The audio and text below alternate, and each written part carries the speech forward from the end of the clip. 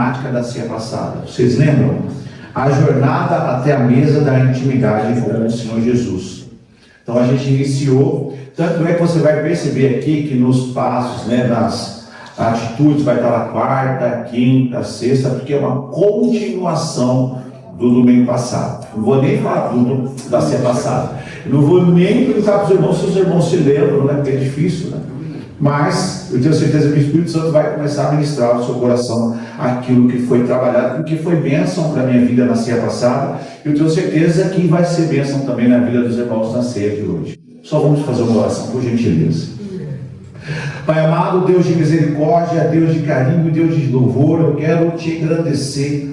Obrigado, meu Deus do céu, mais uma vez pela festividade de ontem, Senhor, por cada pessoa, cada irmão, seja ele membro da diretoria, líder, ou os irmãos da igreja, Senhor, que ontem não fizeram distinção de esforços, dedicaram-se, empenharam-se, estavam juntos, abraçando a proposta, Senhor, dessa mudança, de conseguir recursos. Pai, eu quero te agradecer, Pai, eu até me emociono em falar o quanto as pessoas estão amando esse projeto chamado Igreja Batista da Redenção, e eu te louvo e te exalto simplesmente, Pai, por fazer parte dessa história, que não é minha, é tua com relação a cada um dos irmãos. E eu quero, Pai amado, te pedir mais uma vez, leva a nossa mente cativa ao Senhor, ajuda-nos, Senhor, a sair daqui nesta manhã transformados pela Tua Palavra, porque quem fala não é o pastor, mas é o Espírito Santo de Deus que está no meio de todos nós. Pai, leva a nossa mente cativa. O Senhor sabe como foi a semana dos irmãos, o Senhor sabe como o dia de ontem foi cansativo, mas eu te peço em nome de Jesus que o Senhor possa revigorar as nossas forças espirituais e que possa afofar a terra do nosso coração. Mais uma vez eu te imploro, fala poderosamente aos nossos corações, Espírito Santo. É o que eu te peço e te agradeço no nome de Jesus. Amém e amém. Queridos, na ceia passada eu comecei a falar desse processo da intimidade com o Senhor Jesus Cristo, que na verdade é uma jornada que nos leva até a mesa da intimidade com o Senhor. E eu tinha destacado 3 pontos. Eu tinha dito o seguinte, que a jornada até a mesa da intimidade com o Senhor Jesus Cristo requer algumas atitudes. As 3 da ceia passada foram: disposição imediata para trilhar a jornada até a mesa da intimidade. Então eu falei, os discípulos eles tiveram uma disposição para largar as redes e seguir o Mestre. Tiveram disposição de abrir mão daquilo que eles estavam fazendo para imediatamente obedecer à voz do Espírito Santo, à voz do Senhor Jesus Cristo, esse chamado ministerial. Depois eu disse que a segunda atitude era renúncia pessoal para trilhar a jornada até a mesa da intimidade. Porque para chegar à mesa da intimidade do Senhor Jesus Cristo é necessário você abrir mão de alguns planos pessoais, ou daqueles planos que você achava que era melhor para você. E que ao longo da jornada até a mesa da intimidade, você vai percebendo que esses planos eles eram na verdade secundários e que Cristo tinha um plano para você. Terceiro, ter compromisso com o Senhor na mesa, porque não só bastava você se dispor a segui-lo, não só bastava você se dispor a renunciar, mas ter compromisso com aquele que é Senhor da mesa da intimidade, aquele que basicamente morreu por nós na cruz e nos deu a oportunidade de nos relacionar com Ele. Lembrando que até a vinda da morte e ressurreição do Senhor Jesus Cristo, o relacionamento com Deus era por meio de um sacerdote, era por meio de um intercessor. A partir do momento que Cristo morre na cruz, o véu é rasgado e aí você tem livre acesso à mesa do Pai. Hoje, nós vamos continuar observando algumas das atitudes dos discípulos que os levaram até esse processo de intimidade. É um sermão de textos múltiplos, então a gente vai ficar folheando bastante a Bíblia. E eu já quero pedir para você, para a gente achar a quarta atitude, vá lá em Mateus capítulo 4, versos de 18 a 22. Mateus capítulo 4, versos de 18 a 22.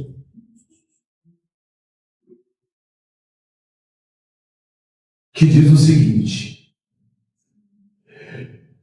e Jesus, andando junto ao mar da Galileia, viu a 2 irmãos, Simão, chamado Pedro, e André, seu irmão, que lançavam a rede ao mar, porque eram pescadores.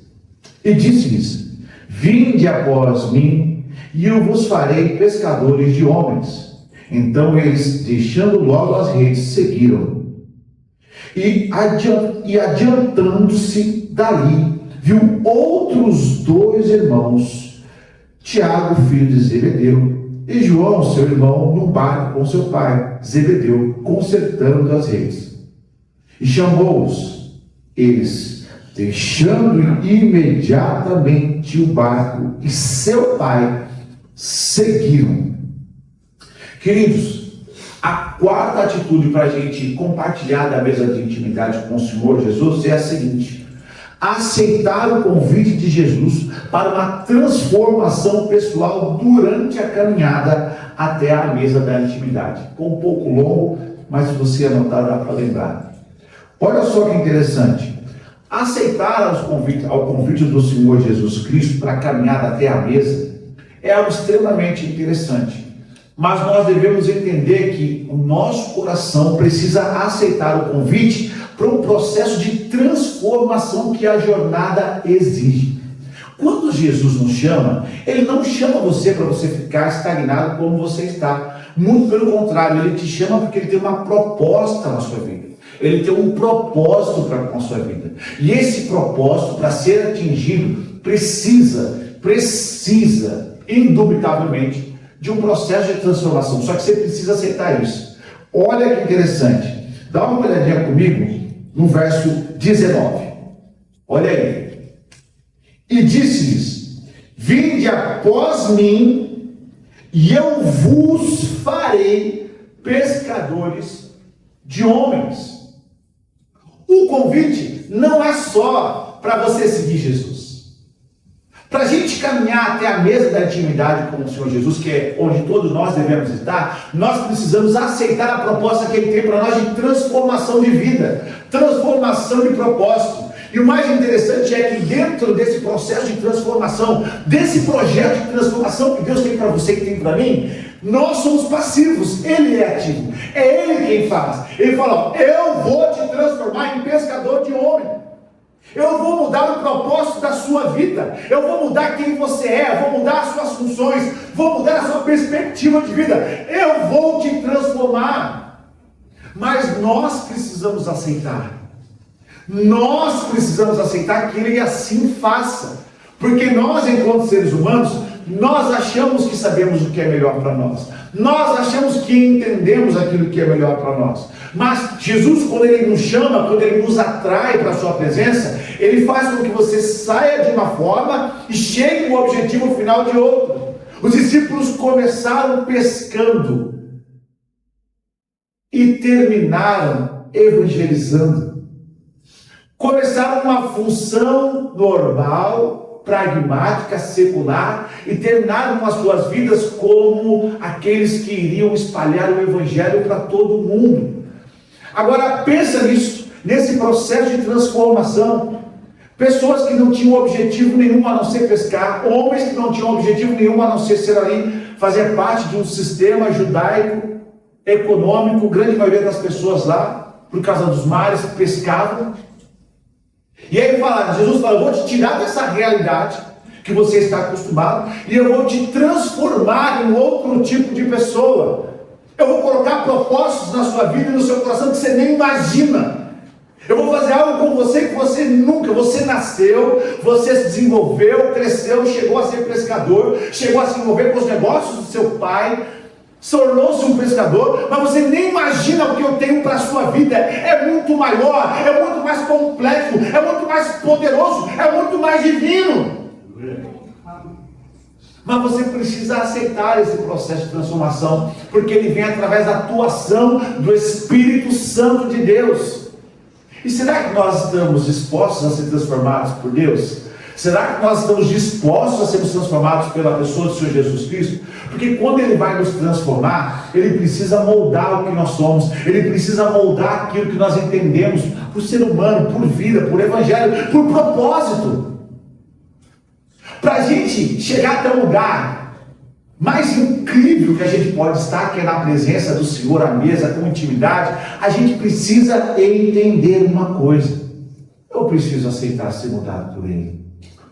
Eu preciso aceitar ser transformado. E por que aceitar? Porque Jesus Cristo não força nada. Eu vou repetir isso. Jesus não vai te forçar a nada. Tanto é que ele fez convites.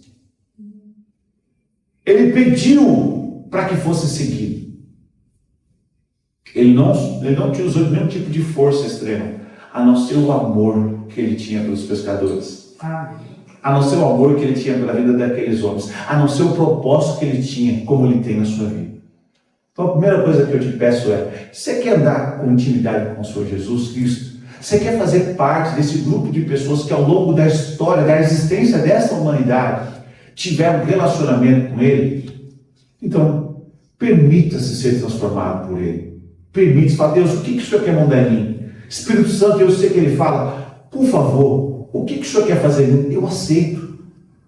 Eu aceito aquilo que o Senhor quer mudar, aonde o Senhor quer me colocar, da forma que o Senhor quer me colocar, da maneira como o Senhor quer me colocar. Eu sei que não é uma jornada fácil, mas é uma jornada que estaremos sujeitos a constantes transformações. E a pessoa que vai propor para você essa transformação, não sou eu, não é o pastor, não é o seu líder, é o próprio Espírito Santo. Ele propõe mudança de caráter, ele propõe mudança de planos, ele propõe mudança de convívio até. Tem pessoas que o Espírito Santo fala: você está andando no meio de pessoas que não servem. Então sai desse meio, aceita ser moldado, aceita ser transformado. Eu tenho certeza que quando Jesus faz isso, é porque o objetivo dele é fazer com que você fique mais parecido com ele mesmo. O maior objetivo de Cristo de te transformar, sabe o que é? É porque ele tem algo maior, um foco maior para a sua vida, que é levar você a ser a imagem e semelhança dele mesmo. A gente vai cear daqui a pouquinho, que a gente possa cear com essa consciência: Deus, eu aceito ser transformado pelo Senhor. É um processo que é difícil, mas ele vai te levar para um outro patamar espiritual. Escuta o que eu estou falando. Quinta atitude: se dispor para a obediência exigida no caminho até a mesa da intimidade. Aonde está isso? De novo, Bíblia aberta. Vai lá agora em Marcos, capítulo 3. Vai lá em Marcos, capítulo 3, versos de 13 a 19. O que está lá? E subiu ao monte, e chamou para si os que ele quis, e vieram a ele. E nomeou 12 para que estivessem com ele, e os mandasse a pregar, e para que tivessem o poder de curar as enfermidades e expulsar os demônios. Então ele chama Simão, a quem pôs o nome de Pedro, a Tiago, a Zebedeu, a João, a Tiago, o gente usa em brinca, né? Tiaguinho e Tiagão, André, Felipe, Bartolomeu, Mateus, Tomé, Tiago, filho de Alfeu, Tadeu, Simão. Ele chama todas essas pessoas para participarem. Mas olha só que interessante. Se você pegar os versos 13 e 14, você percebe que ele exige obediência antes que o verso 15 chegue. Porque o verso 15 diz: olha, eles vão ter poder para curar enfermidades, eles vão ter poder para expulsar demônios, eles vão ter poder para fazerem prodígios. Mas vamos perceber o que está no verso 13 e 14. Ele subiu ao monte e chamou para si os que ele quis, e vieram e obedeceram o chamado do mestre, e nomeou-os para que fizessem, sabe o quê? Vá pregar. Então você percebe que antes dos prodígios, antes de expulsar demônios, antes de curar enfermos, sabe o que vem antes? Obediência. Antes do sobrenatural acontecer, tem uma prerrogativa na vida de cada irmão. E eu estou escrevendo um sermão só sobre isso. O nome do sermão é o poder da obediência. Se a gente quer estar à mesa da intimidade com o Senhor Jesus Cristo, se a gente quer desfrutar de algo a mais, desse sobrenatural, a gente precisa entender que nosso coração precisa ser um coração obediente. Porque não é só aceitar como foi pregado, mas é honrar o convite do Mestre, obedecendo tudo aquilo que Ele pede. A obediência ao Senhor Jesus é uma das prerrogativas que nos levará para ser da intimidade, a ser mais íntimos. Deixa eu falar para vocês, eu sempre repito isso, que eu ouvi isso do meu pastor: Deus não tem filhos prediletos. Deus não tem filhos prediletos. Deus não ama mais um do que o outro. Deus não abençoa mais um do que outros. Isso esquece. Todos nós, a sombra da cruz, a sombra daquilo que a cruz mostra, o caráter humano, todos nós somos nivelados. Não existe mais santos ou menos santo, mais pecador ou menos pecador, porque a cruz ela foi para todos na mesma intenção. Jesus morreu tanto para mim, quanto para você, quanto para Madre Teresa de Calcutá, quanto para Spurgeon, quanto para todas as pessoas desse mundo. Diante da cruz todos nós somos pecadores. Então não existe pecadinho, pecador, tudo é pecado. Não existe mais próximo ou menos próximo. O que existe, sabe o que é?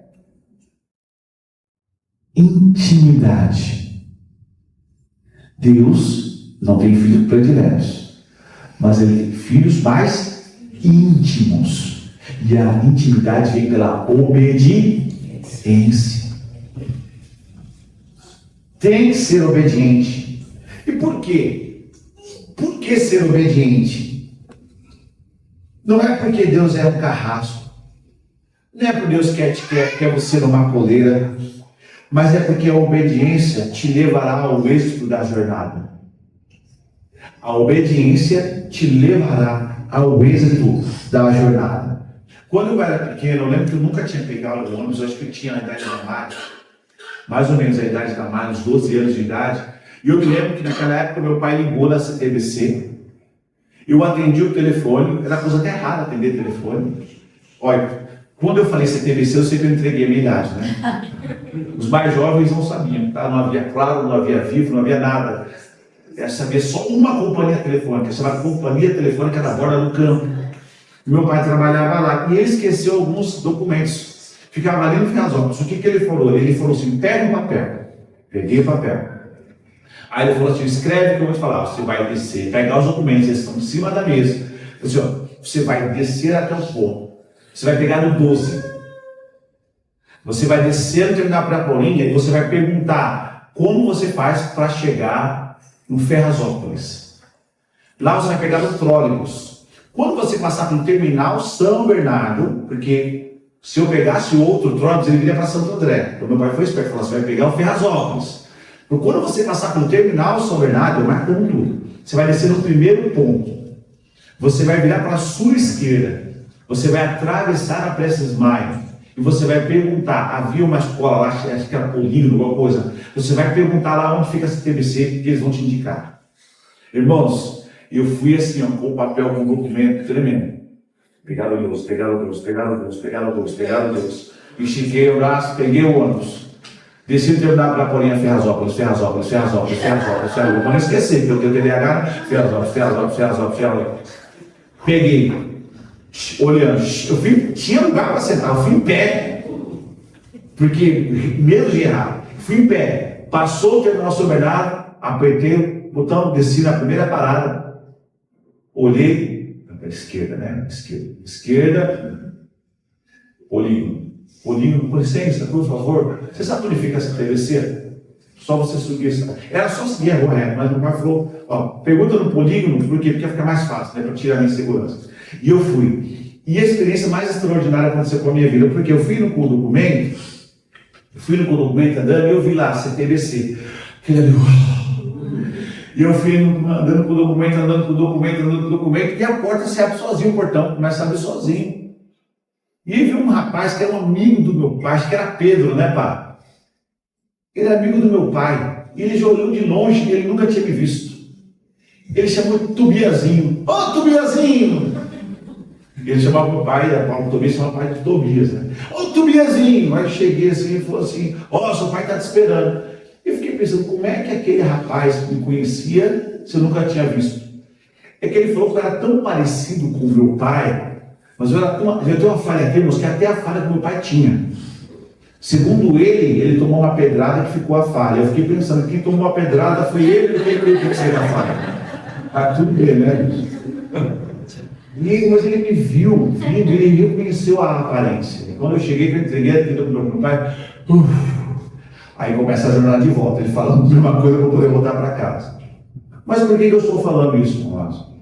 Porque eu só consegui atingir o êxito na missão de levar os documentos para o meu pai porque eu fui obediente. Eu obedeci tudo o que ele falou, fiz tudo segundo o que ele falou. E eu atingi o êxito, que era levar o documento para ele. Cristo tem a mesma proposta. Ele só quer que você seja obediente, não é porque Deus é um carrasco, porque Deus é um tirano, porque Ele quer as coisas do jeito dele. É porque Ele conhece o futuro e Ele sabe o que é melhor para você. Então, se você for obediente, eu tenho certeza que os planos dele se cumprirão na sua vida. E você vai perceber que não há planos melhores para a sua vida do que os planos de Deus. Então, se você quer ser íntimo do Senhor, quer estar na mesa do Pai, seja obediente. Amém? Sexta e última atitude para estarmos na mesa do Senhor era abrir o coração para amar o Senhor Jesus na jornada até a mesa da intimidade.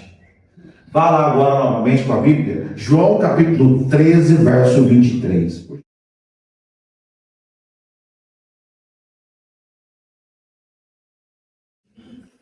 Eu peço uma licença aos teólogos, seminaristas da igreja, porque esse é o único texto, geralmente a gente não faz isso, mas é o único texto que não tem a ver diretamente com o chamado. João 13, 23. Ele não tem algo diretamente a ver com o chamado, mas com o final do chamado. E olha o que está escrito em João capítulo 13, verso 23. Ora, um de seus discípulos, aquele a quem Jesus amava, estava reclinado no seio de Jesus, estava deitado sobre os ombros, ou versões dizem, né, sobre o peito de Jesus. Esse é o único versículo que não envolve especificamente o chamado, mas o resultado direto de aceitar o chamado para andar na jornada até a mesa da intimidade. Você pode se apaixonar por Jesus, queridos, desde que haja espaço no seu coração para isso. O chamado de Cristo na jornada até a mesa da intimidade é porque Ele quer ter intimidade contigo. A palavra afirma nesse versículo que havia um apóstolo que ficou conhecido pelos outros discípulos como o discípulo amado. Ele era assim chamado pelo relacionamento que ele tinha com o Senhor Jesus. A tal ponto, era um relacionamento tão íntimo, mas tão íntimo, a tal ponto que no momento em que Jesus fala que ia ser traído, eles estavam à mesa, e aí Jesus fala, vou ser traído, e um começa a olhar para o outro, e quem pergunta? João. Era o único que tinha intimidade suficiente com o mestre para falar, mestre, quem é que vai te trair? Eu fico pensando que assim que Jesus falou que seria traído, todo mundo queria saber quem era. Também todo mundo ficou com medo, será que vai ser eu? Mas eles pensaram em uma pessoa para perguntar, João. O objetivo de você ser chamado, o objetivo de você estar nessa igreja, é porque Cristo quer que você tenha esse mesmo nível de intimidade com Ele, de encostar a sua cabeça no colo do Senhor, conversar com Ele. O objetivo final da minha vida e da sua vida, queridos, é Cristo.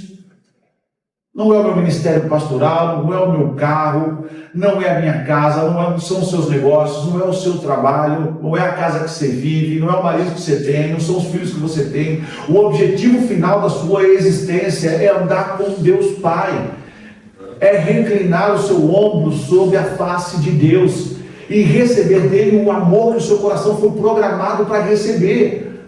Você sabe por que a grande maioria das pessoas andam frustradas? E por que elas têm um poço, um buraco muito grande no coração, chamado frustração? É porque as pessoas não entenderam que o coração delas tem um buraco que só pode ser preenchido por Deus. Esse buraco foi causado por um negócio chamado pecado, que afastou o ser humano de Deus. Então, quando a gente vê o que aconteceu no Rio de Janeiro, as pessoas começam a falar quem está errado, é a polícia que está errado, são os traficantes que estão errados, é fulano que está errado, é a família que está errado. A gente veio discutindo isso com a Mari, né, amor, no carro, conversando. E a Carol falou uma coisa interessante, sabe o que é errado? Errado é o pecado. A gente vê o que aconteceu lá, foi basicamente o resultado do pecado, da separação do homem com Deus. Então, para resolver essa situação, é só Jesus. É só Jesus entrando no coração do homem e preenchendo esse vazio. O vazio existencial, o vazio de porquês, o maior porquê que nós precisamos ter na vida é Jesus. Ele é o nosso norte, Ele é o nosso porquê. É por Ele que nós devemos gastar a nossa vida. Aliás, eu só não concordo com isso, né? Porque quando a gente investe em Jesus, a gente não gasta, a gente ganha. Mas esse louvor é maravilhoso. Eu entendo o tal eu poético que está dizendo investir ali, você se desgastar, de trabalhar. Mas eu quero que você peça isso ao Senhor. A gente só vai entender o que é reclinar a cabeça sobre os ombros de Jesus se nós realmente decidirmos amá-lo, aceitar essa proposta. Aqui, João, que foi chamado junto com os outros discípulos e que caminhou até essa mesa, até esse ponto específico de intimidade, porque no outro sermão eu falei um pouquinho mais sobre o aspecto da mesa, eu falei um pouquinho mais sobre a jornada dos discípulos até lá no outro sermão, mas eu disse o seguinte no sermão, eu falei, quem não gostaria de estar à mesa com Cristo Jesus? Quem não gostaria de poder desfrutar? Geralmente o pessoal coloca essas perguntas na internet, né?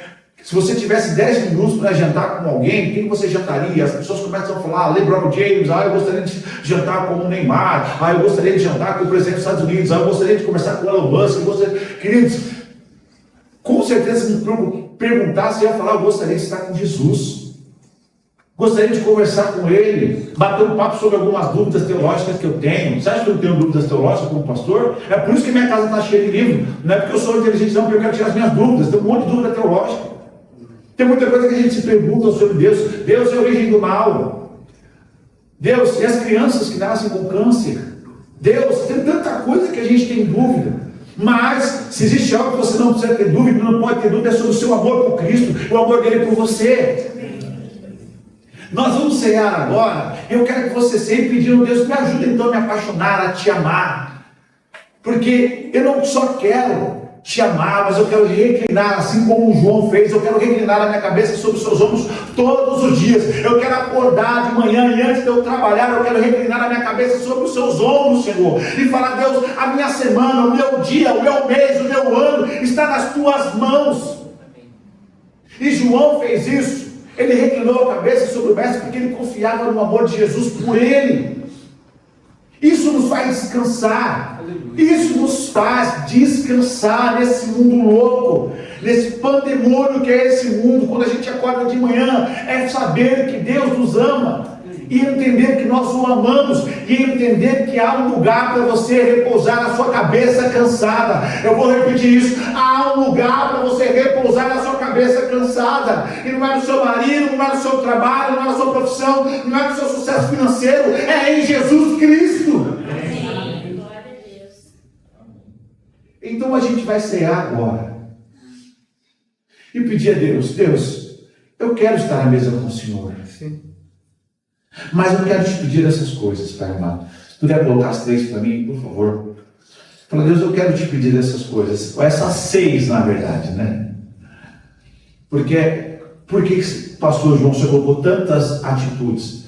Porque eu não vi essas atitudes em um único momento da vida dos discípulos. Eu vi numa jornada. Porque a vida com Cristo é uma jornada. Se aproximar de Jesus é uma jornada. Vamos ficar de pé, doutor? Tanto que no batismo eu falei, e eu vou repetir no próximo batismo. Eu vou falar o seguinte: quando a pessoa batizar, ali não é uma questão de não vai gerar virtude em você se batizar. Pode ser que Deus queira te curar, mas necessariamente Ele precisa te curar. Você vai descer as águas, subir as águas, às vezes com problemas, com questões para serem resolvidas. Mas o batismo é só uma declaração que você pertence a Cristo Jesus. A jornada até a mesa da intimidade não quer dizer que você vai virar um extraterrestre, que você não vai ter problemas, que as coisas, você vai entrar dentro de uma bolha. Muito pelo contrário. A jornada até a mesa da intimidade exige várias atitudes, por quê? Porque é uma jornada. As coisas não acontecem por osmose de uma hora para outra. E Deus quer ministrar ao longo da sua vida. Deus quer ministrar, curar, restaurar, botar você de pé. Deus tem projeto, mas é uma jornada. Alguns são mais novos, igual as crianças que estão lá de lá. Outros já têm uma caminhada há mais tempo, mas é uma jornada que vai exigir essas decisões de vocês. Então, a primeira, aceitar o convite para estar à mesa. Segunda, se dispor para obedecer. A sexta, no caso aqui, né? Abrir o coração para amar a Jesus. Se você ainda não se descobriu apaixonado por Jesus, ore. Porque provavelmente tem alguma coisa impedindo isso. Pode ser um trauma, pode ser medo, pode ser receio de, se eu entregar tudo nas mãos do Senhor, o que vai acontecer com a minha vida? Mas eu peço para você, sonhe o seu coração, porque há amor o suficiente em Cristo Jesus para todos nós. Há propósito firme na pessoa de Cristo Jesus para todos nós. Mas também existe muita coisa nesse mundo querendo roubar a primazia do Senhor no nosso coração. Então nós vamos cear hoje, nós vamos orar agora e vamos cear, falando: Deus, eu quero estar à mesa da intimidade, eu quero seguir todos esses 6 passos. Mas o sexto talvez seja o mais importante. Estar apaixonado por Jesus. Amá-lo. Reclinar a sua cabeça sobre Ele. Eu não preciso fazer por amostragem, falar assim: quem gostaria de estar ao lado do Senhor Jesus, amar o Senhor Jesus Cristo? Todo mundo quer. Mas a gente precisa pedir para o Senhor, me dá a sensibilidade para retirar do meu coração aquilo que me afasta de Ti. Porque não é Deus que se afasta de nós. Somos nós que nos afastamos dele. Vamos orar? Mas eu quero te pedir uma coisa. Apesar do cansaço, eu estou vendo toda gente, eu estou aqui, todo mundo cara esgotado. Todo mundo olhando para mim assim. Mas eu entendo que ontem um dia foi muito intenso, né? Para todos nós. Mas mesmo dentro do seu esgotamento físico, até minha voz está caindo. E até peço perdão porque eu fiquei um pouco sentado aqui, irmãos, né? Porque eu estava aqui louvando, aqui minha perna está doendo um pouquinho. Mas, você quer ser íntimo de Jesus? Você quer voltar a se apaixonar por Jesus? Porque pode ser que o primeiro amor ele pode ter se esvaído por conta do dia a dia. Isso acontece com um relacionamento. Todos os dias eu tenho que me apaixonar pela Carol. Todos os dias ela tem um trabalho de se apaixonar por mim. E o que é o amor? Todos os dias eu tenho que perdoá-la. Todos os dias ela tem que me perdoar. Todos os dias eu tenho que cuidar dela. Todos os dias ela tem que cuidar de mim. Todos os dias eu preciso me lembrar das coisas que ela gosta. E todos os dias ela precisa se lembrar das coisas que eu gosto. Só que se o relacionamento com o ser humano, às vezes acaba se esfriando, e a gente tem que voltar a lutar com ele. Quem foi que disse que o relacionamento com Deus também não passa por isso? Não da parte de Deus, faz a nossa parte. Quem sabe hoje na manhã para a gente falar: Deus, me ajuda a me apaixonar pelo Senhor novamente. Me ajuda a tomar essas atitudes que os discípulos tomaram. Porque o início da jornada foi pescando. E o final da jornada foi a mesa do rei. Só que entre um ponto e outro, tanta coisa aconteceu, gente. Tanta coisa aconteceu. E talvez a sua vida esteja assim. Se você quiser orar junto comigo agora, para a gente voltar a desfrutar desse primeiro amor, eu quero pedir a você que vem aqui à frente. Eu preciso, meus irmãos, eu preciso. Tem áreas da minha vida que eu falo: Deus, essa área precisa estar na sua mão. Eu preciso estar tão apaixonado pelo Senhor que essa área eu vou entregar. Eu vou pedir a Deus, vem aqui fazer essa oração, por gentileza.